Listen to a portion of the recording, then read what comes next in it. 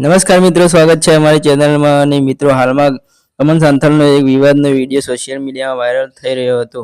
મિત્રો, વિવાદમાં એવું હતું કે ગમન સાંથલને તેમના ગામના એક યુવાન દ્વારા ખોટા આક્ષેપો નાખવામાં આવ્યા હતા અને એ વિવાદનું હવે સમાધાન થઈ ચૂક્યું છે।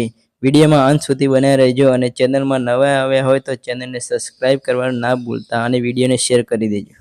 તું મંદિરોના જેટલા પૈસા ખાઈ છું તે ભળવા જેટલી કરી હે ને, ભળવા તે જેટલી કરી હે ને। જય માં શીતળા જે મેસેજ ફોરવર્ડ થયેલો હતો અને એમાં મારા તરફથી માં શીતળાના મંદિરની જે કેમ લેટ થઈ રહ્યું છે એની માગણી હતી। તો ફુવાજી જોડે અમારા ટોટલી વાતચીત થઈ ગઈ।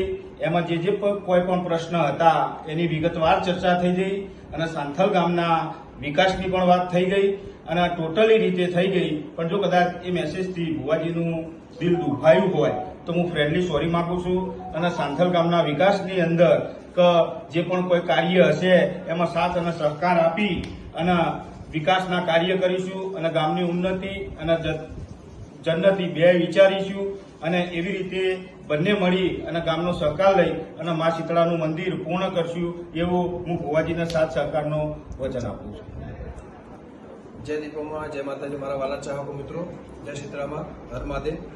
મિત્રો, અમારા ભૂપેશભાઈ પટેલ અને હું છું ગમન સાંથલ, જે અમારો 4-5 દિવસ પહેલા ટૂંક સમય પહેલા જે મારો વિડીયો અને ભાઈનું જે પોસ્ટર હતું અને જે મેસેજ ફરતો કર્યો હતો એનું સમાધાન થઈ ગયું ઝઘડાનું।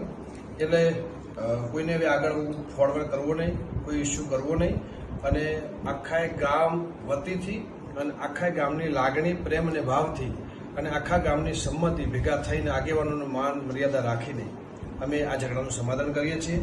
જય શીતળામાં, જય દીપામાં, મારા વાલા ચોકો મિત્રો, અને આનો ખોટો કોઈ ઇસ્યુ કરવો નહીં અને આગળ કોઈને મેસેજ ફોરવર્ડ કરવો નહીં।